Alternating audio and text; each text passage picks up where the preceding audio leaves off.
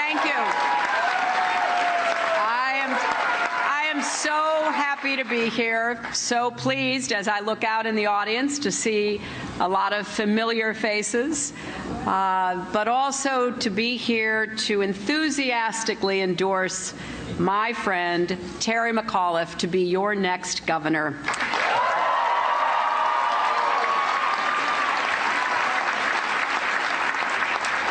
I thought hard about what I wanted to say to Virginians today. I've been out of politics for a few years now. And I've had a chance to think a lot about what makes our country so great. What kind of leadership is required to keep it great?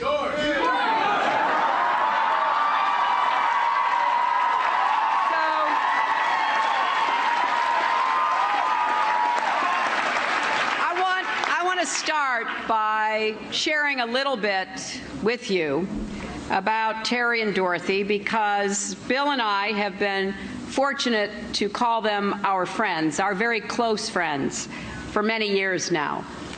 We've been in so many different situations together. We have watched Terry and Dorothy build and raise a family with 5 extraordinary children. We've gotten to know those children, Dory and Jack and Mary and Sally and Peter.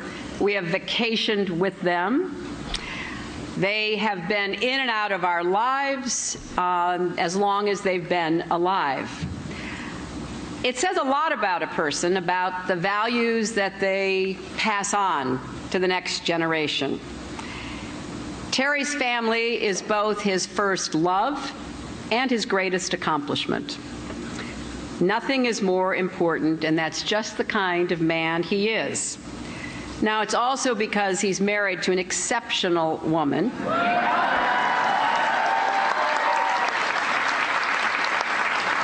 She is a champion not only for her 5 children, but for all children. And she will bring both passion and compassion back to Richmond. And so you ask yourself, when you come to a political event like this and you see people standing up on the stage, what really brought them to this point?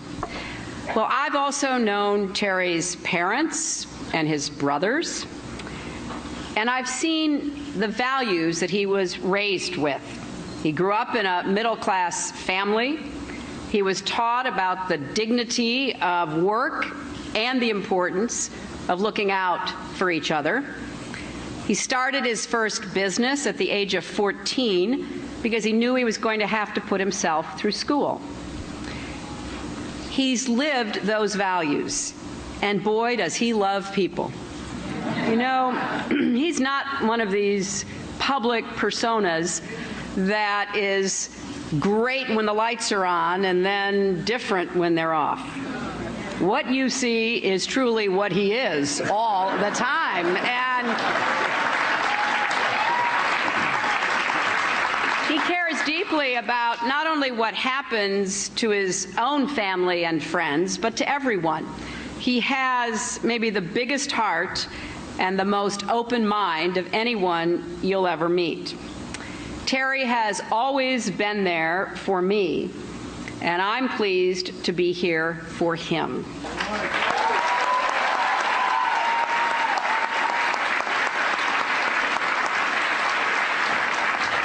There are times when none of us can sit on the sidelines. And right now, here in Virginia, is one of those times. I don't have to tell you, I hope, that the whole country is watching this election. Watching to see whether the voters of Virginia lead the way of turning from divisive politics, getting back to common sense and common ground. Also,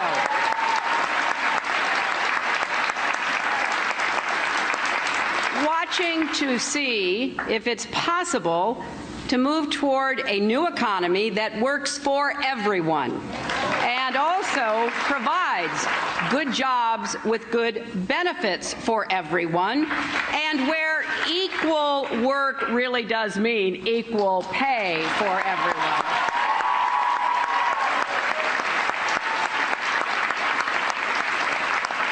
The whole country is watching to see if the rights of women and girls will be respected, especially over our own bodies and our health care. So,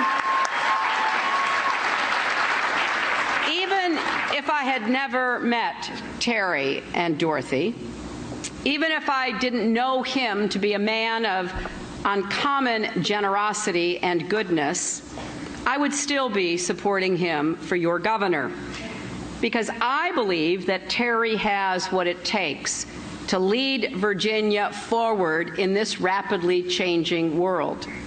Now, I've spent 4 years traveling across the globe, a great honor and privilege to represent all of you. And I have learned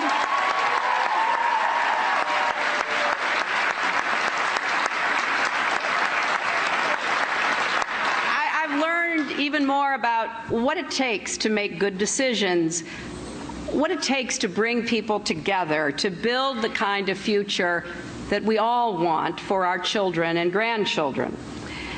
I've seen leaders who are divisive, and I've seen leaders who are unifiers. I've seen leaders who are exclusive, and I've seen leaders who are inclusive. Now, recently in Washington, unfortunately, we have seen examples of the wrong kind of leadership. When politicians choose scorched earth over common ground, when they operate in what I call the evidence-free zone,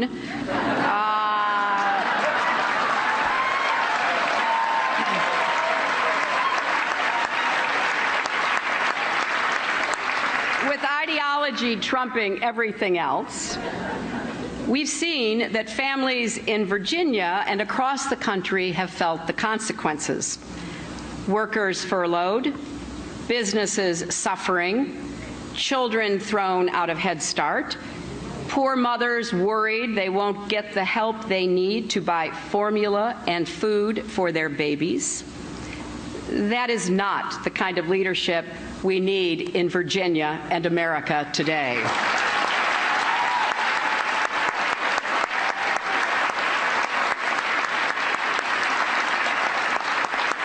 Virginia has a history of getting it right, of electing problem-solving governors like Mark Warner and Tim Kaine, who rolled up their sleeves.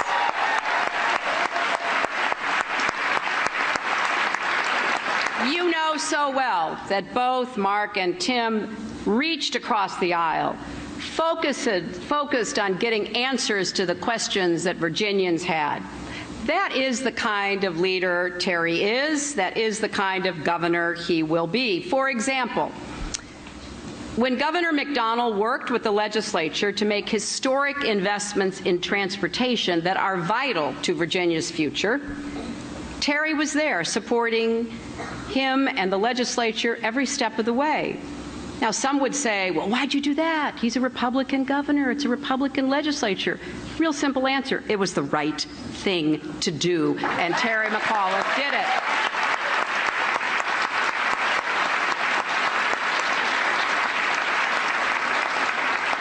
And Terry has focused his campaign on policies that will make Virginia the most welcoming place in America for people who want to live, work, and raise a family. Not just for some, but for all. For women, for immigrants, for people of every race, religion, and sexual orientation. Terry will work to extend pre-K for our kids because early learning will help them succeed in school and in life.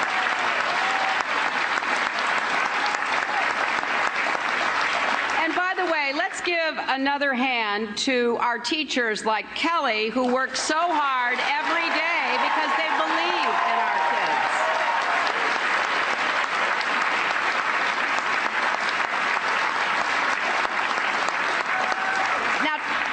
Terry has visited all 23 community colleges in Virginia because he knows that our young people and our not so young people need skills and jobs that allow them to compete in the global economy.